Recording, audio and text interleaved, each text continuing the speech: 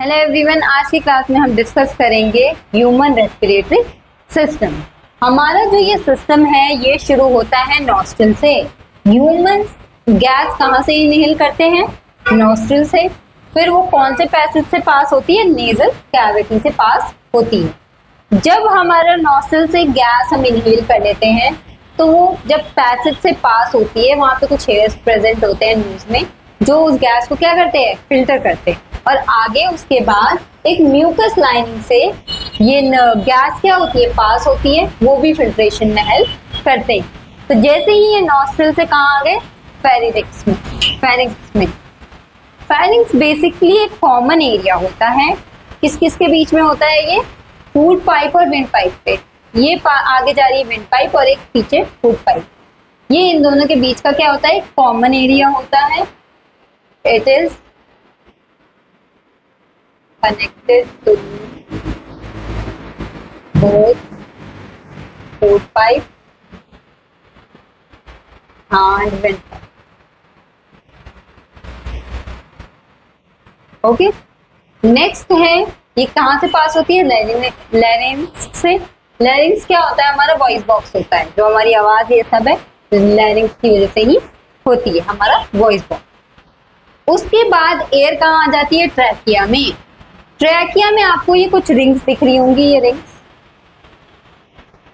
ये कहलाती हैं रिंग्स ऑफ कार्टिलेज। ये ट्रैकिया बना होता है रिंग्स ऑफ कार्टिलेज से।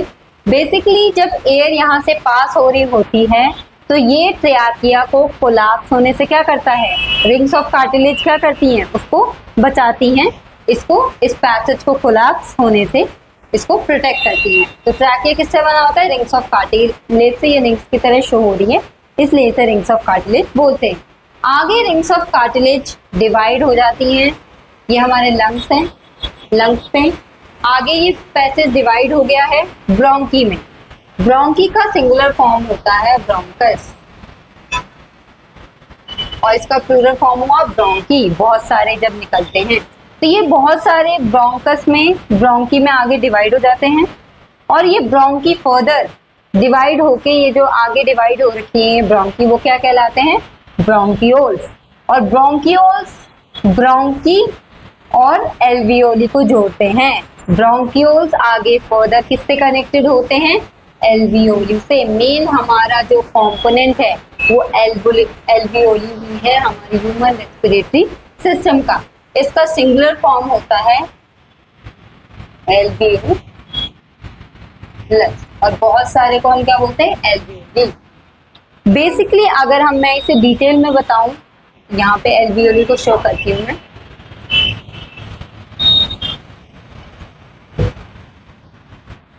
ये हमारी मेन साइट होती है, जो हमारी एल्वियोली होती है, या हम उसे इसका सिंगुलर फॉर्म एल्वियोलस बोलें तो ये हमारी गैसियस एक्सचेंज की मेन साइट होती है।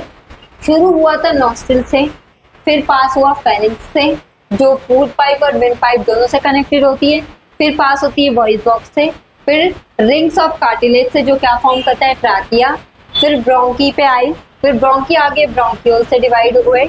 ब्रोंकियोल्स किससे कनेक्टेड होता है? एल्वियोली से। फाइनली हमारी गैस कहाँ पहुंच चुकी है? हमारी ऑक्सीजन कहाँ पहुंच चुकी है? एल्वियोली में। हमारी जो एल्वियोली होती है ये रिच को सप्लाई किया होता है। बहुत सारी ब्लड वेसल्स इससे क्या होती है? कनेक्टेड होती है। ओके, तो जैसे ही हमारी एयर एंटर हुई एल्वियोली में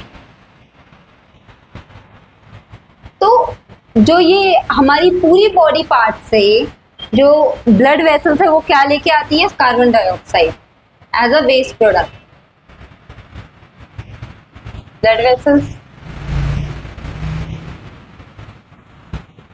अब यहाँ क्या होता है? कार्बन डाइऑक्साइड इसी एल्वियोली से बॉडी के बाहर कर दी जाती है और ऑक्सीजन इस एल्वियोली से ब्लड वेसल्स में जाते हैं और फिर पूरी बॉडी पार्ट में डिस्ट्रीब्यूट होते हैं। तो होता क्या है? यहाँ पे डिफ्यूजन होता है। डिफ्यूजन क्या होता है?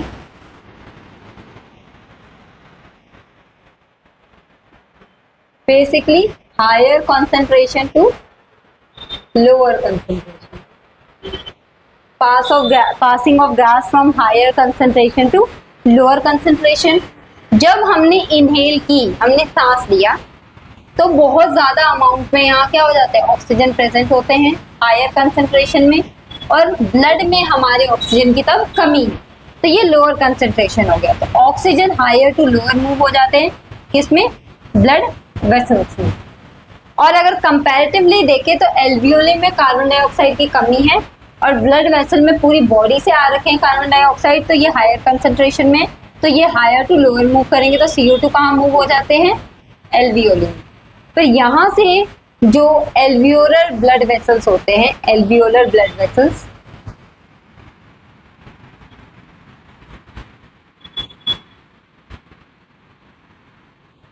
Alveolar blood vessels, alveolar air से क्या लेते हैं, O2। उन्होंने यहाँ से O2 लिया ब्लड वेसल्स ने, और वो पूरी बॉडी पार्ट्स में O2 को क्या करते हैं, ट्रांसपोर्ट करते हैं, उसको पूरी बॉडी पार्ट्स में ऑक्सीजन को पहुंचाते हैं। तो ये पूरा प्रोसेस होता है रेस्पिरेशन का, कि कैसे ऑक्सीजन आई। तो मेन साइट कौन सी होती है, main site for exchange of gases, that is alveoli. Okay, हमने एक और बात नोटिस की होगी, जब हम सांस लेते हैं, ओके, हमारे यहाँ डायफ्राम होता है,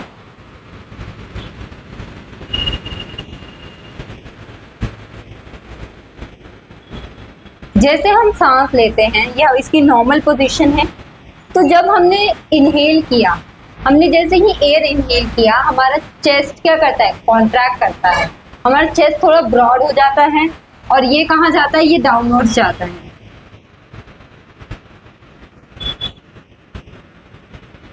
ओके, ये क्या करता है, चेस्ट कैविटी क्या करती है, कॉन्ट्रैक्ट करती है, हमारी चेस्ट कैविटी कॉन्ट्रैक्ट करती है, और जो ये हमारा डायफ्राम होता है ये डाउनवर्ड चला जाता है। ओके, और जैसे ही हम उस गैस को एक्सेल करते हैं, CO2 बाहर एक्सेल करते हैं, तो क्या होता है, ये डायफ्राम क्या करता है, रिलैक्स करता है, रिलैक्स करके ये अपवर्ड अपनी ओरिजिनल पोजीशन पे आ जाता है, और हमारी चेस्ट कैविटी वापस से कॉन्ट्रैक्ट करके अपनी ओरिजिनल पोजीशन पे आ जाती है।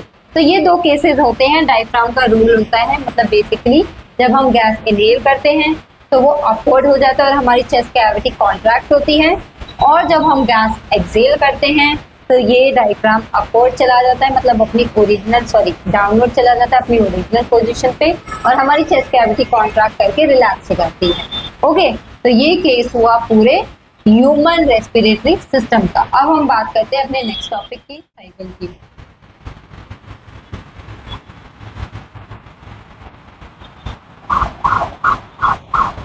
जब ब्रीदिंग साइकिल चल रही होती है तो हमारे लंग्स के पास अच्छा खासा वॉल्यूम ऑफ एयर होता है, रेसिडुअल वॉल्यूम ऑफ एयर हमारा लंग्स कंटेन करते हैं। अच्छे खासे वॉल्यूम ऑफ एयर, मतलब ऑक्सीजन भी होती है और कार्बन डाइऑक्साइड भी होता है, तो हमारे पास इनफ टाइम होता है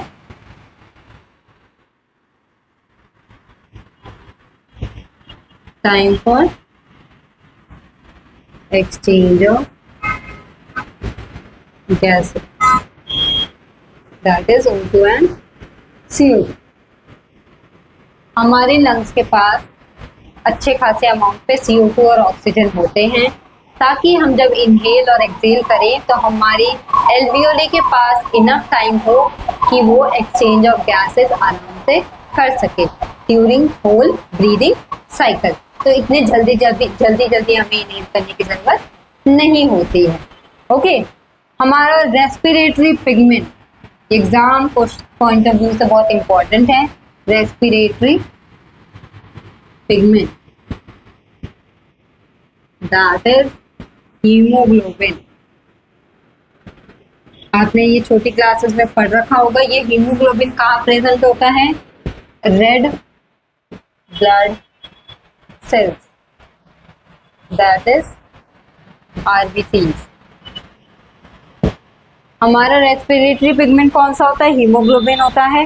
जो प्रेजेंट होता है रेड ब्लड सेल्स में, ये ऑक्सीजन रिच होता है। यही रेस्पिरेटरी पिगमेंट है हीमोग्लोबिन, जो हमारे ऑक्सीजन को हमारी पूरी बॉडी पार्ट्स में ट्रांसपोर्ट करता है।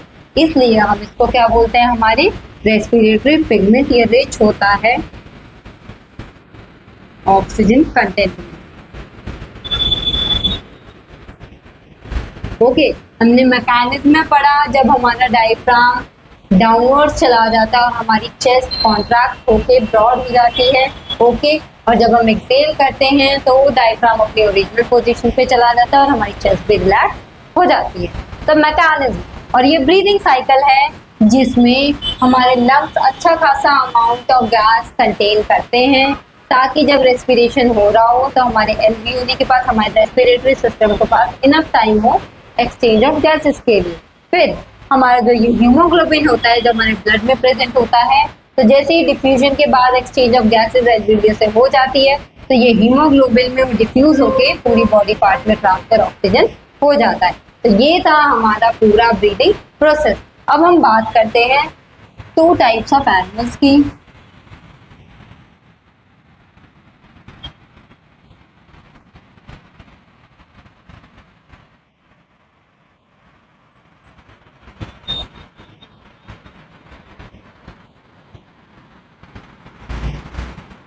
That is terrestrial and aquatic.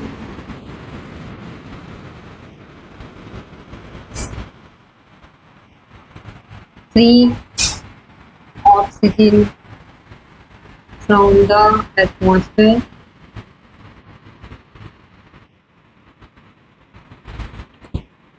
dissolved oxygen in water. 2 type के एनिमल्स होते हैं, एक टेरेस्ट्रियल होते हैं, एक एक्वेटिक। टेरेस्ट्रियल एनिमल्स वो होते हैं जो धरती पे रहते हैं और एक्वेटिक वो होते हैं जो पानी में रहते हैं। तो टेरेस्ट्रियल एनिमल्स जो होते हैं डिफरेंट टाइप्स के होते हैं, उनके पास डिफरेंट ऑर्गन्स होते हैं रेस्पिरेशन परफॉर्म करने के लिए। बट उनमें एक चीज कॉमन होती है कि उन्हें टेरेस्ट्रियल एनिमल्स को जो एयर होता है वो फ्री फॉर्म में मिलता है, किसी डिसॉल्व फॉर्म में नहीं मिलता। तो वो नॉर्मली ब्रीथ कर सकते हैं क्योंकि उनके पास अच्छा खासा टाइम होता है एक्सचेंज ऑफ गैसेस के लिए।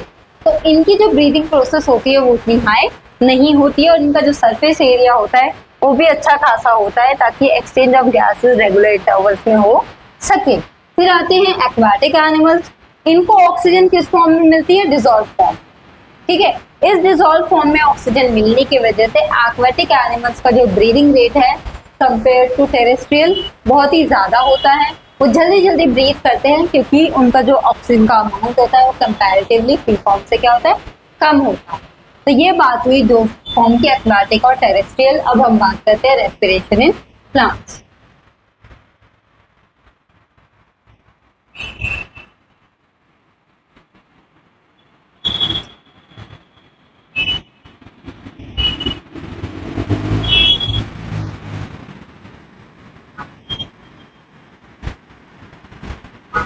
रेस्पिरेशन इन प्लांट सिमिलर होता है ह्यूमंस के, उसमें भी exchange of gases take place होती है। एक्सचेंज ऑफ गैसेस होती किसके थ्रू है,